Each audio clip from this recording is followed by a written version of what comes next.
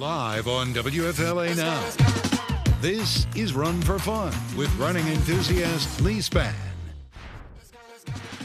All right, everybody, welcome back to the Stream Center here at WFLA Now for today's episode of Run for Fun. This show is designed to give you the tools and tricks to make running, you know what, just a little bit more enjoyable, because we know that if something feels like we are forcing ourselves to do it, we'll do it for a little while, but we typically don't stick with it. So our goal is to make it a little more fun so that you can reach that healthier lifestyle. I'm your host, Leigh Spann. I'm the meteorologist here at WFLA, but I've also been an avid runner now for more than 13 years. And I think back to when I started, and I wish someone would have told me all the things that I have learned over the years so that I would have started out feeling a little bit more comfortable in the runs and enjoying it a little bit more rather than learning it incrementally. So this show is your cheat sheet. And joining me now, as she does every week, is my running coach, Coach Maria. Welcome from your at-home studio again this morning. Hello, Leigh. How are you this week? You had a busy week. I did. I was on vacation, and now I need one of those vacations from the vacation. But Yeah. I packed it in with fun, so I guess that's all worth it, right? That's good. Yeah. I even went on a run in a brand new city. I'd never been to Cleveland before. I went on a little run, took some pictures. Cleveland is fun. Yeah, I found, I think, the one big hill in Cleveland. Yeah. We started to go down it, and then I was like, oh, no. Because, in the running world, what goes down must come up. So, I went to Cleveland for the first time this year, and I really enjoyed that city. I thought it was fun. yeah, we learning new things, right? And That's so right. I wanted to show you an update, Maria, and everyone. Of course, we have our Strava group. If you don't know what this is, Strava, first of all, is a free app you can put on your phone. And then it kind of helps track your distance and how far you've walked or how far you've run. But then on top of that, it acts as sort of a social media so that you can see what other people are doing and you can talk and you can ask questions. And then within the Strava, so once you download Strava, set up your profile, you can go to the clubs and into the groups and find our Run for Fun, WFLA Run for Fun group. And look at that. We got 120 recreational. Join us. We have fun in that group. We do. And a lot of it, obviously, you can see what people are doing, but a lot of times adding to the fact that what I was saying at the beginning of the show is that if I knew more when I started, then I would have enjoyed it even more. And so you can ask questions. And that's what our buddy Spencer, he just kind of asked, he gotten sick on vacation, as you know, and he was just, asking for recommendations on how long you have to wait when you have a chest cold. And Maria, I know you talk about this, but he's like, do you have to wait until all the green mucus is gone? And how do I know when I can run again? And I'm sure that he is not the only person that's ever asked this question. Oh, for sure. And actually, it's a pretty simple answer. If you have a fever, you should not run. Okay. Like basically what I tell my clients is if it's from the neck down, like aches and pains and stuff like that, then you probably shouldn't run. But if it's from the neck up and you just have cold congestion just in the nose and stuff, it's fine to run. Just tailor it a little bit and make it a little bit more easy and maybe a little less time. Yeah, and if you're not feeling great, then you let your body recover a little bit more, right? But if it's just because if all up in your nose, that's fine. If you can't recover from your run because you're so busy recovering with your body, then it defeats the purpose anyway. But sometimes when you have a chest cold and you have no fever, it can help get some of that gunk out. So it is good to make the lungs work a little bit. So thanks to Spencer for asking the question, and multiple people chimed in, and a lot of people had different tips for him and things like that. So this is just what I wanted to show everyone, that again we're trying to create this little community. One of the things that Maria and I love so much about the running world is the community, is the people that you meet and how everybody is so supportive. So we're just trying to give you that in an online world, and then maybe one day we get to do it in an in-person world as well. So this week's topic, you can see it at the bottom of your screen there, is the difference between running outside versus inside. And I decided to do this topic actually because one of our weather interns, who was here for the summer, said, oh, I went running. And I said, well, where did you go? And he kind of got a sheepish look on his face and said, well, I ran on a treadmill. And I just kind of wanted to say, okay, that's a good idea for a topic because people do think like, feel one way or the other about treadmills. And so Yes. with with our storms and with our heat and things going on in the summer, traveling and not knowing where to go, there may be reasons why you would go to a treadmill. So we just wanted to talk about the pros and cons of both. And then, Maria, I know you've kind of helped teach us that there are some adjustments that you need to make if you do have to go to a treadmill. Yeah, So definitely. so let's just talk about the treadmill first of all, because that's the one I think that most people are, are confused about as the most, because whether you get the same, for lack of a better word, aerobic exercise by going on a treadmill versus going out on the streets, is there a difference? I mean, there's a slight difference in terms of the treadmill does help you a little bit. I know Cody, who we've had on the show before, I think he told me he broke 16 minutes on the treadmill and he's never been able to do it on the road. So And that's on a in the 5K? in the 5K, Yeah. yeah. So to me, that says like, if you can't do it on the road and you can do it on the treadmill, it's definitely helping you. And there's tons of studies that like support both actually.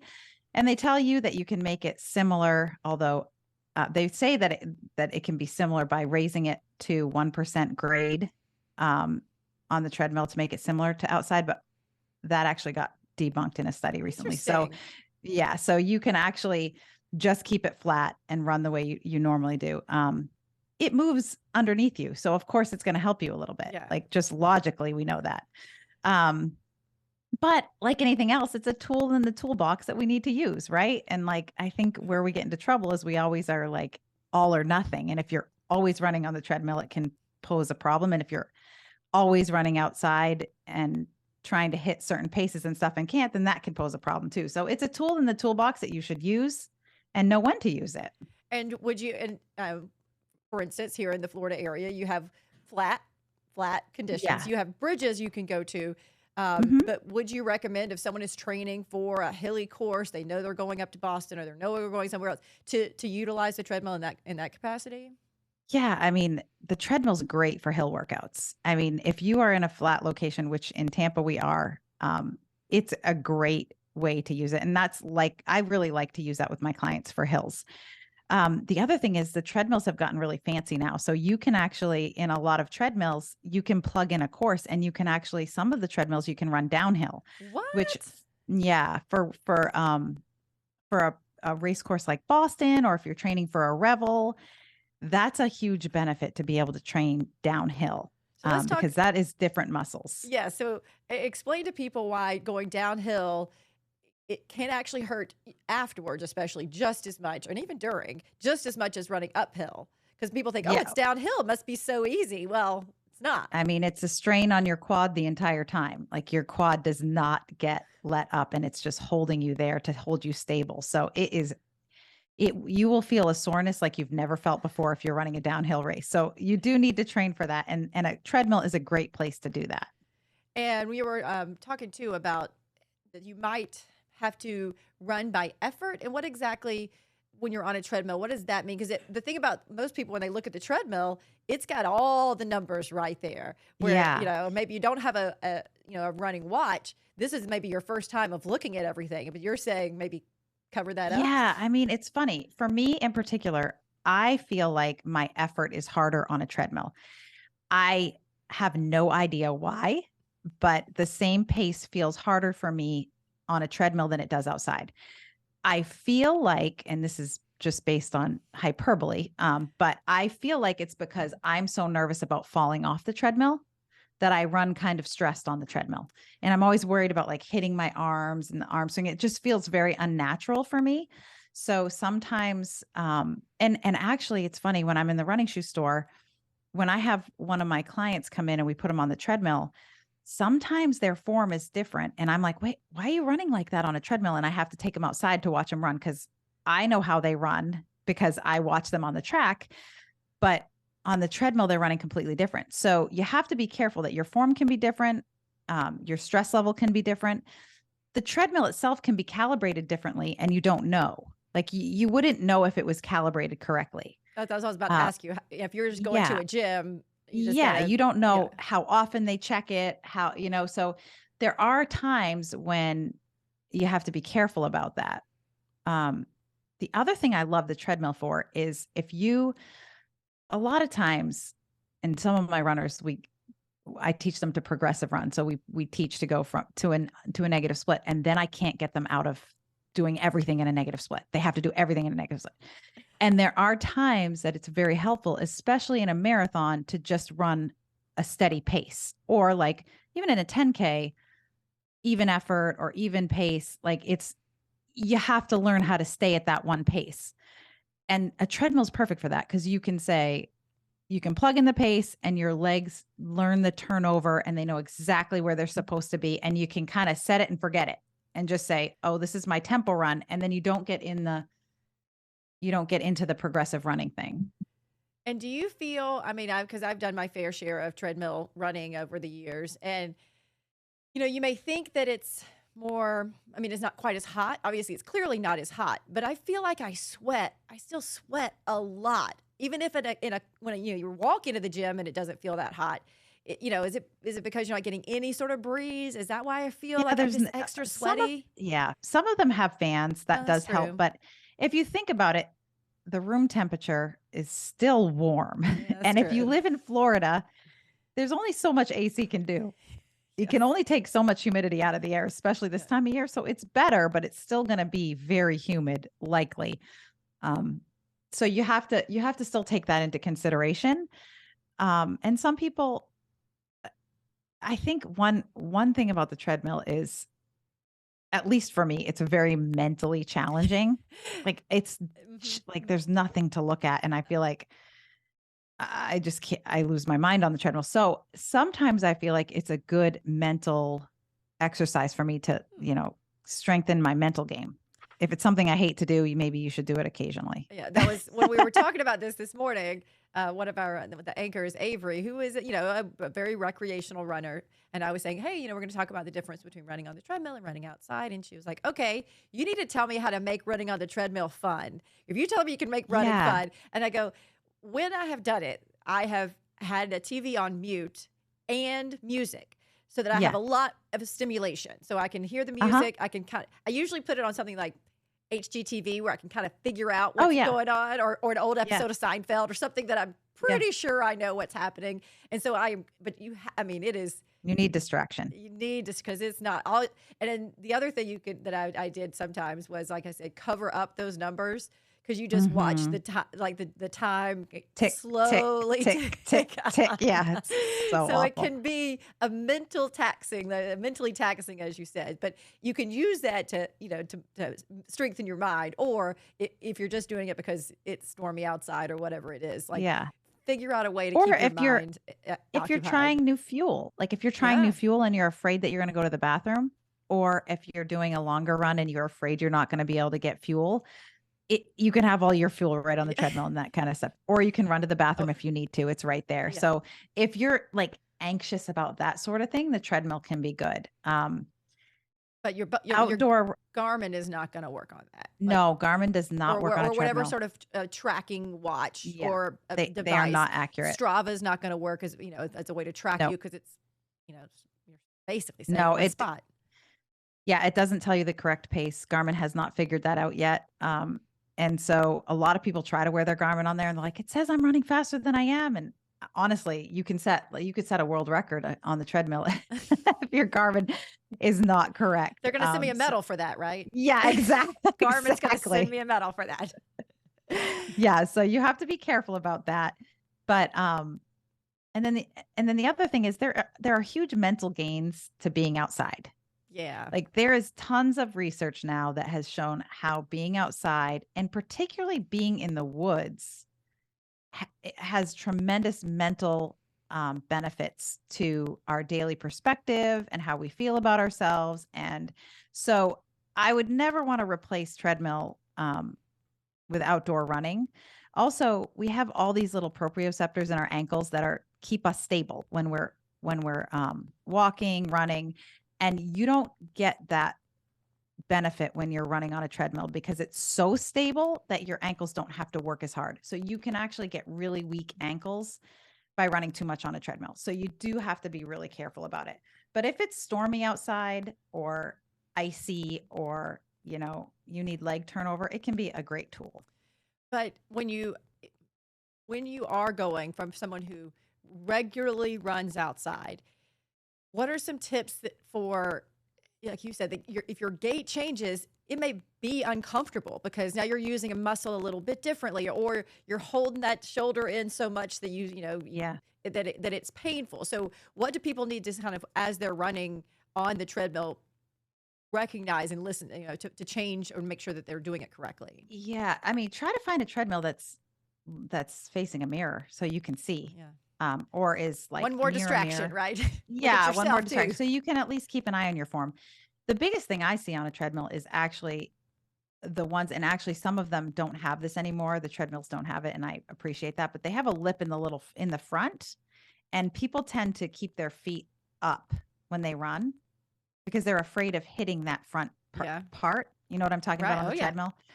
And so their toes are up, which puts tons of strain on their shin, which leads to like shin splint and calf problems. That's what I see the most on a treadmill. So if you're doing that, you have to consciously think about keeping your feet relaxed and trying to stay relaxed on the treadmill. It's hard to do when you could hit something wrong and go flying off the back. And I have seen people do that. Yeah. I have seen people get very hurt in my years at the gym as a personal trainer, getting hurt in the gym. So I understand why people are not relaxed about it, but you do have to kind of stay relaxed as much as possible so that your form is as normal as it would be outside. Because what can, besides shin splints, I mean, what other sort of usage? I mean, falling is one way to get hurt, but like usage injuries that can come if you spend too much time going sort of against your own form. I mean, if you're going against your own form, that's a whole myriad of injuries can happen. It's why I don't like to correct form too much in general, unless you are injured from your form. If Right. you're injured from your form, then you need to do something about it. But your form is like a fingerprint. So if you're going against what your body naturally wants to do, you're going to get hurt in some sort of way. So I would say if you're spending a lot of time on the treadmill, you probably want to pay attention a little bit more to strength training, to make sure that you're very balanced in every other ways, because you're not very balanced on the treadmill. I mean, it's just, you're not using as many muscles. You're not going in many directions. Every time we plant our foot outside, we're stepping differently. So, and even those little rocks and those little, things that we Curves, tend you have to to trip jump on up. sometimes. Yeah. Yeah. that we can often trip on. Yes. Yeah. They actually do help your body, adapt. So. And what are the benefits then of sort of, I guess this isn't exactly a benefit, but when do you push it to be outside, or whether you need to train for hills or whether it's too hot? Like, where is it where, okay, it's too much, you should go inside? Yeah. How long can you push it going outside? I mean, oh, you're talking to the wrong person, obviously, because I know. I remember when I moved back to Boston from Memphis and I was training for the Boston Marathon, and it was the snowiest winter ever. And like since years ago, and there was no place to run on the road. And I did 40 miles. My first week I did 40 miles on the treadmill. And then I went to a conference because the BAA runs all these conferences, and that's the benefit of living in Boston. You get to go to them. Yes. And so I went to this conference, and the first thing that they said was, if you are running on the treadmill because it's so snowy out, you need to get off the treadmill, because you are Wow. never going to be able to make it through the marathon if you're running only on a treadmill. And I was like, oh, it's so cold and snowy. But it did force me to get outside. And I think they are very right about that. If you have a race and you're running, if you're recreationally running, that's fine. Use the treadmill. But if you have a race that's like, has a lot of hills, or, it's just a very difficult course that's not flat, your body has to get used to that terrain. And you're not going to get that from the treadmill. There's one thing to like using it occasionally, but running 40 miles on the treadmill because I don't want to be outside in the snow is not conducive. And actually that summer or that winter was when I really realized how much it didn't matter how slow you ran, because I had to run really slowly on the snow because I wouldn't fall. Yeah. And so I was running like probably a minute and a half slower than I normally do on my easy pace. And I actually ran a great Boston. So it really, you just have to learn to adapt and adjust things. You know how we pace adjust for the humidity, you have to pace adjust for the snow and the ice. And obviously there's some extenuating circumstances, but Well, you don't that's want to spend that much time. right. So, I mean, if it's not lightning and you're, unsafe, the heat you can adjust for. You can choose a Yeah. way to go in that where it's shaded. You can choose the Yeah. time of the day before and after the sun rises. We have a whole episode about running at night versus running during the day and things like that. So, Yeah. you And know, that is a good point. Like we as women, we have to worry about that stuff. Mhm. Like we struggle. And if again, here we are in this topic of how are we going to run so that it's fun? Yeah. If you're stressed out about going out in the morning by yourself alone and that really scares you and you're terrified, run on the treadmill. Yeah. Do something that's going to make your life better. Or like if you have small children at home and you can't get out when you normally do and you need to run during their nap time, get on the treadmill. Do what you have to do to make it easier for you. It's not a right or wrong thing. And again, it might be a season of life you're in that you're anxious about this right now and you need to run in the morning. So maybe in a couple of years you don't have to do that anymore and you can go back outside. Like don't make it an all or nothing. And again, these are some of the things, that I've noticed in my life is that when you first start running, it's kind of like, oh, I'm doing something. This is great. And then you start to feel the compulsion to do it all the time. Yeah. And that's when it also doesn't necessarily become fun because now it is that thing that I have to do. And so I'm on the sort of the downside of that parabola because of things that you've taught me where it's, you can like with my vacation, I did not do all of my runs. But I heard Maria in my head saying, it is okay because of all the things you've done leading up to this, that if you can't make it outside for whatever reason, that's okay. Pick it up on Monday. And I did. So we try and there to are push times that. to push through. Yeah. There are times to push through, but not always. Like it's okay to change it up. And maybe you're just bored with running outside. I can't imagine it, but maybe you're just bored with running outside and you want to change the scenery. So give yourself a change of scenery. Try the treadmill out for a while. Like do whatever you have to do to keep it fun and different. And I would say, even backwards, going backwards from that. If you're just someone who goes to the gym and is always on a treadmill and that's part of like your workout routine, maybe go see what it's like outside. I'm sure there's, in all areas, there's generally some sort of park or trail or something, and just try it out. Because most people would say like, oh, I don't know if I could do that. I don't know where to go, or whatever it is.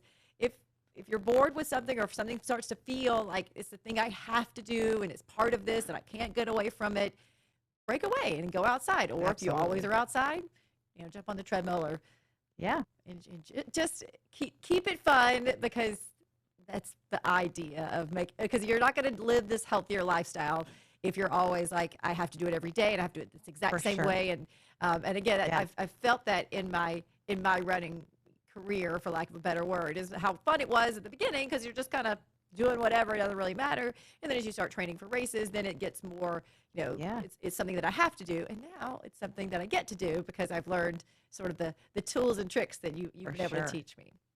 Yeah. I love it. Any other topics, any other things you want to talk about with treadmill versus outdoors before we go to the coach's drill?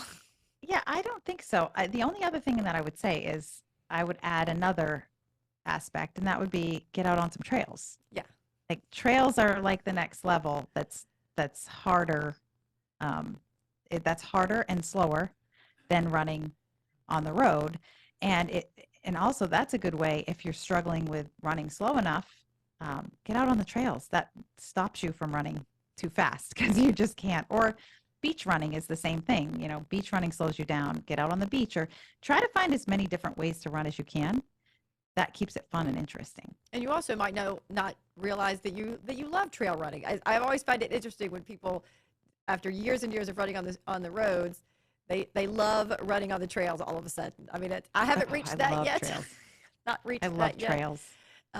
It's so fun. I like walking on trails. Running still gives me I'm worried about falling, but yeah, I know I'm mad that I can't run on trails up here because it's just so rainy and nasty and there's just puddles everywhere. But I'm like, in the summer, like my son told me, he's like, you're like a billy goat on those trails. And I'm like, I really do love to be on trails. it's like so fun to me, but I know it's not everybody's cup of tea. So, but try it Yeah, like anything else. make it fun. There's all kinds of options for you. But Yeah. having said that, we're going to go to the coach's drill. So for those of you who are just joining us, maybe for the first time, Maria often she gives very good advice, talks, but she also has a lot of thoughts on life, and it's always fun to listen to her. So we call this a coach's drill because she only gets 1 minute. Now she gets the full minute to say basically anything she wants about any topic, and we've got a little timer for her. So Maria, coach's 1 minute drill. Do horses train on a treadmill? Go ahead. Yeah. See, I've been super nice talking about this treadmill. Like, I actually think it's a great thing, but I really hate the treadmill. I'm not going to lie. I hate being on it. I hate really when my clients train on it. I feel like it helps you too much. And I say this because, like, we are very similar to horses in how we train horses, and horses train really hard for the Kentucky Derby, and they do a lot of similar training that we do, but you don't see them running on a treadmill. Like, the day I see a horse running on a treadmill is the day I will train on a treadmill. I can't stand them. They make me crazy. I feel like it is just way too easy to run on a treadmill. I can't stand them. I'm sorry, guys. I really hate treadmills. Hate them. Now, 2 and 1. I got So it. That's all I got. Do you think that your hatred of them comes from the 40 miles that you did that one time, or do you think that it's just because it's too easy for people? That conference was the catalyst that changed my mind entirely. It wasn't the 40 miles, but the guy was just like, get off the treadmill. If you're running races outside, it's kind of what I say about, like, I ran I've been running in the rain for like a month. And I tell my clients all the time, what are you going to do on race day if it rains? Like, the day that you're going to run a race on the treadmill is the day you should be on a treadmill. And this is my thing about recreational running versus training for something. If you're a recreational runner and you just do it for fun and you're burning calories, go for it.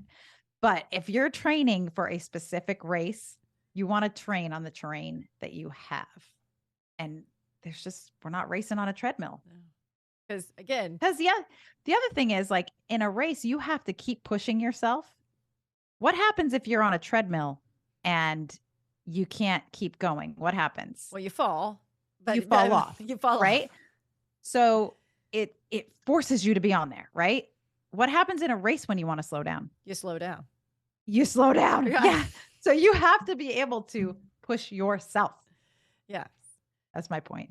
But anyway, I've had a lot of haters already blast me online for saying that I hate treadmills, but I'm standing to it. Well, that's why we give you the 1 minute, because you gave us 30 minutes of very good information. I feel very proud of myself. Very proud of you as well. I would have never. I knew what was coming in the coach's drill, so I was thinking of how proud I was of you. See, I can be objective. I really can be, because there can be a time and place for these specific purposes. But in general, we are outside runners, and that is what you and me and people like us training for distance races. We got to get out there, but no matter what, whatever the weather. All right. Well, that is it for today. This is Run for Fun. You can run outside. You can run on the treadmill. You can run on the trails. Just keep moving. Just get out there and walk. Just keep running. Just keep running. Just keep running. All right, everybody. We will see you.